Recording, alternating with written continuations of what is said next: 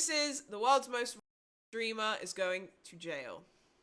Out the drill. Them being nice right now. That's right there across. That's free. You're trying to tell me this isn't a public easement? They right here. Don't tell me what to do. Okay, well move there. Keep yourself. Don't chimp out. Right. Look at him chimping out. I don't need to ask you if I can exercise my freedom. Tell us you can't record anybody. Yeah, I can. Y'all gotta learn the law. Don't walk up on me. Stay right there. What's gonna happen? Keep coming up. You gonna punch me? I'm gonna make sure real quick. Why are you acting like an idiot right now? Acting like a what? You heard me. Sit down. So in case you've been living under a rock, there's been this antagonizing streamer named ChudtheBuilder going around and poking and prodding at a bunch of different black people or anybody that will really just stop and give him the time of day in order to get some sort of rise out of them. He drops the slurs, he calls them names, all these things, and his whole premise is that we should have free speech, no different than anybody else. Now this whole time he's been banking on the law being on his side, saying that hey, if they do something to him, he'll be able to retaliate. You do is talk about your dick. Ah, I'm sorry. I'm in the game. Come back over here. Okay. Let's not. Yo, Come back. what is it? I don't know. Maybe it's just streamers. Maybe it's just the type of people that happen to be on Kick or just streaming. What is it with people just streaming themselves committing crimes? Genuinely. Like, I don't even need to name examples. I'm sure you guys can all think of like at least one person. But this is just becoming a recurring thing where people will do something on stream and they think because they're a streamer and because they have a camera behind them recording everything, they can get away with it. When in reality, they're just incriminating themselves for free. I really don't understand. Over here. Let's not fight. I am. Touch me again. Go pick up my hat again. But what ChudtheBuilder is finding out in real time is that not only is the entire internet tired of this gimmick, but also that law enforcement and anybody in the legal system is also tired of this stupid ass gimmick as well. If what you're doing is going around using racial slurs and profanity, that's a little different. Okay. You see what I'm saying? Are you gonna argue that in court? Because I walked into the gas station and walked out, and as I'm walking to my truck, I turn around. He's got something behind his back that looks like. Also, why is he explaining it to the police as if they couldn't just go online and watch the clip for themselves or watch the stream for themselves? Like, this is another thing I feel like I see a lot in these incriminating streams where streamers will sit down in front of a camera or will talk to somebody and explain their perception of what happened, but then you watch the stream and it's completely different. And it's like, you posted the stream, you streamed the stream, so why are you trying to tell me something different to what I can see with my own eyes that you have provided for me to see with my own eyes? I don't understand. Like a gun, it's a drill. They're saying that. So I don't give a f what they're saying. It's all recorded and it's live streamed. I know, I got you, and I'm just telling you. And I have every right to say whatever I want on the internet without being chimped out on in public. But as he's realizing in real time is that you can't go out there and scream at people, antagonize, and think that the law is going to be on your side. See, the thing is, right? Generally speaking, like, different laws aside, depending on what country you're from, most places do not want antisocial behavior, right? Meaning, regardless of what your beliefs are, if you are performing antisocial behavior, be it saying slurs or just annoying the general public or whatever, that is still grounds for something to happen or to have some sort of consequence. Maybe not necessarily legally or in like a court or something, but there's still a possibility of something happening. And I feel like most people don't realize that. But let's just keep watching. He messed around and he found out this weekend, and not in a good way. You're under arrest. What did I do? ChudtheBuilder isn't innovative or creative in the space. He's somebody that has always existed for forever and a day. He's somebody who uses his racist, quote unquote, free speech card in order to get off whatever he wants to do. It's not edgy, it's truly just lazy content. Or what? You heard me. His strategy is simple, and he believes that it's a shortcut to fame. He says something racist, waits for a reaction, and then gets shocked when people react. It's not commentary, it's not satire, it's the furthest extent of the whole, well, it's a free country. Do you know what is crazy to me? If you go back, right, to, I don't know, let's say like mid-2010s YouTube. Now, granted, obviously, there was some or insulting or offensive rhetoric still at that time, right?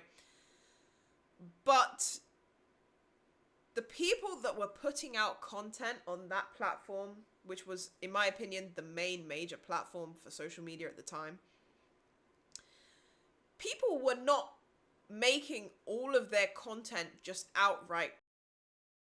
And if they were, it was not getting the views and the numbers that it does now. Like, I think this is insane. Does anybody else think this is insane? That, you know, in 2026, somebody can go out and all their content is just saying slurs at people or upsetting people in public and being a public nuisance, and that gets you fame. That gets you views, that gets you attention, that gets you money. And maybe I was just on the wrong part of the internet back in, I don't want to say back in the day, because that makes it sound like it was ages ago. But I just feel like there's been such a change in the kinds of content you see on social media and the kinds of attention that people give certain content as well. It's because of anonymity. Maybe. But in the case of like streamers and stuff, you can see their face, and like most of the time their names are out there or whatever. So it's not always, like, obviously for some things like Twitter or you know, Instagram or something, you can have like, you can be anonymous, right? But with like streams and stuff, most of these people are just showing their face. And, you know, some people have lost their jobs or been socially outcast because of the content they put online. And it's just crazy. Like, clout really does something to people. I can say what I want put to the test all on live stream. When I see clips and videos of him bragging about the viewership that he has, it lets me know that he's not really putting his beliefs or anything to the test. It's some sort of attention seeking. It's some sort of, hey, I just want to draw eyeballs to what I'm doing. Hell, even those in his own community who we would normally associate with being a racist just like him have sniffed this out and said that this is like super weak, it's lazy, it's not productive at all, and it's actually quite lame. I don't like that approach. It's one thing to be vicious to the people in the arena, but I really don't like that approach of antagonizing people in public. Not even just for politics, but I think that people have enough on their plate. You don't know what people are going through, and people have enough problems. I don't like that people are out there bothering everybody. I don't like that. I don't like these streams where you go and become a public nuisance, or you go and antagonize people, or you try and instigate a fight, or I don't like that. I don't like mean-spirited stuff. Boy, who would have thought that Nick Fuentes would have the based woke take? But you see the... That's insane. In one stream, I have agreed with both academics and Nick Fuentes. Should I be scared? Should I be concerned? Is something happening to my brain? Am I perceiving everything properly? Like, I'm actually genuinely scared. What? Who is bro? Yo, if you don't know who Nick Fuentes is, keep it that way, man. Just keep it that way. Like, for your own peace of mind, just keep it that way. Problem isn't that Chud is just saying things racist for attention. Even though that is a problem, it's not the problem. It's the fact that he's doing it and pretending to be fearless at the same time, even though his whole setup is already preparing for consequences. It's not just that. He pretends to be confused as to why people are mad. He pretends that, like, you know, he's innocent in all of this. That's, I think, what really bugs me personally. It's like, just stand, well, don't be, but it's like, stand on business, right? Like, at least don't backtrack and be shocked and surprised when the consequences start happening. He has these baked in protections, at least in his own mind, which we'll see in a little bit later is not necessarily true. But he wants to act as if he's this lawless figure. Y'all chimping out. Y'all believe in freedom of speech? What's going on, man? Freedom of speech. Y'all know me. Hell yeah. White people can say right? Whoa, what? Come on! I thought y'all believe in freedom of speech. You see, Chud wants to provoke disrespect and even threaten people if they do some sort of harm to him or if they don't take his words and his approach the right way. But at the same time, he wants to hide behind his protection. He wants to shield himself from any sorts of consequences. He wants to throw the stone and then hide his hands. He can't be the brave racist guy, but then at the same time, when you're met with these people who aren't necessarily happy about the way that you go about things, be all upset and get your panties in in a bunch. It just doesn't work that way. Let me holler at you then. Come on outside. What do you want to holler about? Look at him chimping out. Come on, crack me then. Fucking talking about, nigga. Do something You then. think I'm waiting on cause I'm worrying about Come that? on, do something. I'm not gonna lie, and this is not directed at this person in particular. You have to be so careful, and I'm not just saying this for the sake of, like, you know, being respectful towards other people. Yo, chat, I need you guys to really listen to this part in particular. You have no idea what is going on in somebody else's life. You don't know how crazy some people are. All it takes is to mess up in front of the wrong person who has little to live for, who doesn't care about what happens to them if they do something bad, and you're gone. And it's like, if we put aside him being racist and him being rude and him being disrespectful for a second, this is a person who's just risking their own life for clout, realistically. Because if you do this to the wrong person, they are not going to care if they get sent to jail, or they are not going to care if they lose their life. And that's the baseline of it. If we really just take everything else out of the picture. Do you think he could do this in Peckham? Hey, that's what I'm saying, man. You really don't know, like, where people are mentally. You don't know what they're willing to do. I can't even speak. That's how, like, cooked my brain is right now from this content. Let's just keep watching. Fuck you. I'm trying to get out of here. They keep pulling their cars behind mine. One's parked. Like, he thinks the law and, you know, a lawyer will save him. And it's like, obviously, in some instances, that might be true, right? If somebody were to try and attack him or something, sure, he might be safe. But it's like, if somebody pulls out a pew-pew, because I don't know if I'm going to put this on YouTube or whatever. Somebody pulls out a pew-pew and decides to... That's it. There's no lawyer, there's no law, there's nothing that can save you at that point. You've already risked your life at that point. A pew-pew. Hey, man, we're trying to keep it PG for YouTube. We're trying to keep it PG. Right in front of mine. He's walking up on me with a gun. Yes, dude, yes. There's many of them here. The one that assaulted me, left. The one that spit on me, left. There's two other niggas here. I will defend myself. I'm starting to fear for my life. Caught him reporting somebody in person. What he does is start shit, but then he'll pull a gun out on you as soon as you do something. But I'm licensed to carry too. I finally ran into him. He got his, I got mine. But he on the phone with the police. You see, every time somebody responds or retaliates to Chud the Builder, he likes to tuck his tail and act as like a normal civilian, as if he didn't antagonize these things. He thinks as though he has the right to provoke these people and there not be some sort of fallback or pushback onto him. And this is the reason why he thinks that he can, you know, respond in any way, shape, form, or fashion that he believes so. So now we've established that he's some sort of racist, fake tough guy. Like he really just wants to provoke people, really wants to get the eyes on him, but if any sort of backlash comes his way, he thinks that he should be well within rights. What he doesn't understand is that this path that he's taking is going to close more doors faster than we've ever seen before. Not too long ago, he got kicked off of Kick, no pun intended, a platform that was supposed to be predicated on... Yo, I feel like anybody who gets banned or kicked off of Kick, like, how are you on any other social media? Kick is like the minimum, right? The baseline in terms of social media platforms. I think the only thing that could potentially be below Kick is Twitter. That's it. Because how do you get kicked or banned from Kick? They allow pretty much anything. So how are you getting banned? What did you do? Free speech. That was the foundation of Kick, and they decided, hey, we're gonna get him off the platform. He made pleas to the company via Twitter and the appeals process, but they were almost instantly denied. And why? Because nobody wants to deal with you. They see through what you're trying to get off. The gimmick isn't even believable at this point, and it's tired. This is where Chud isn't understanding his strategy isn't necessarily working. He thinks these viral moments from a feared buck or whatever clips page that exists. I agree with what he's saying.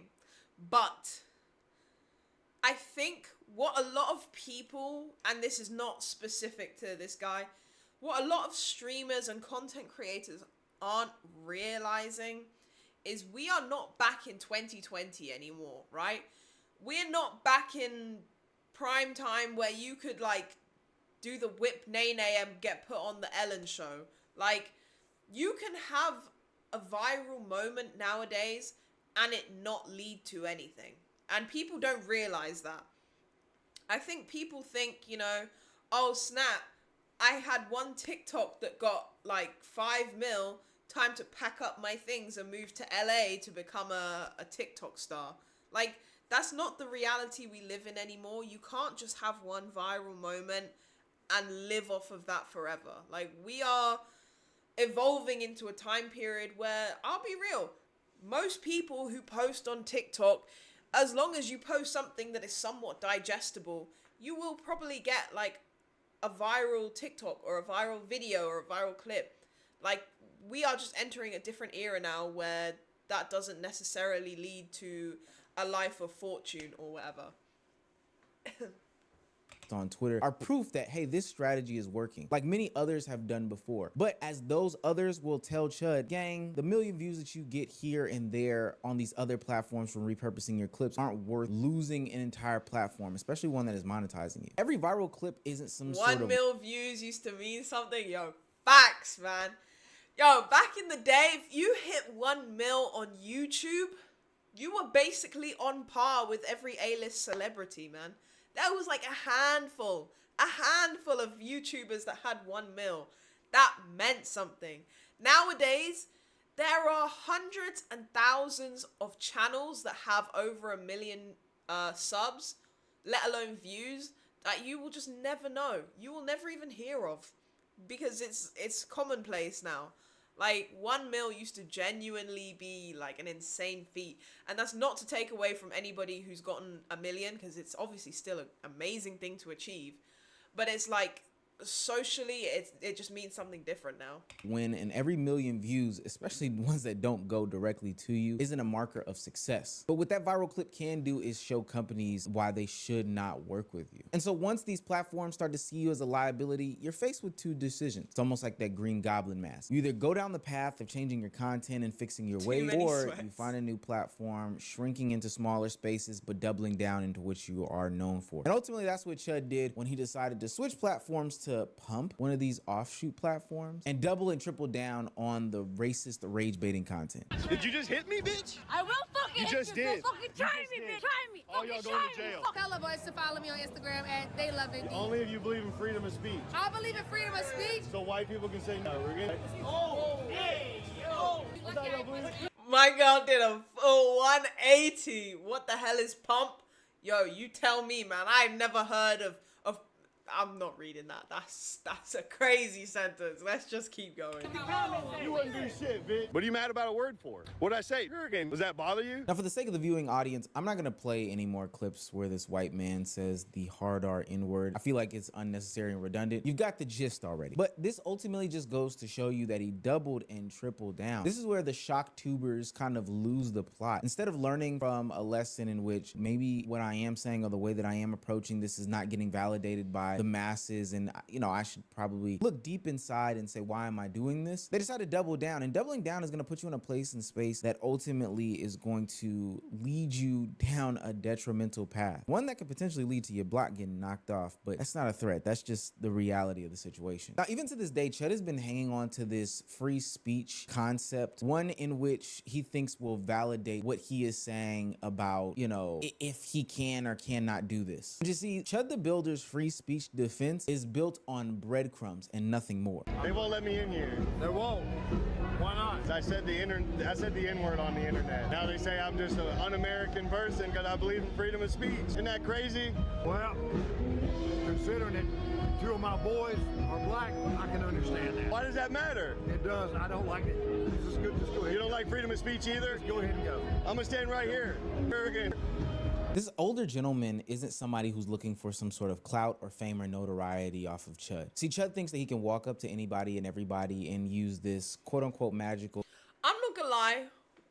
One thing I don't like is how out of touch a lot of content creators are.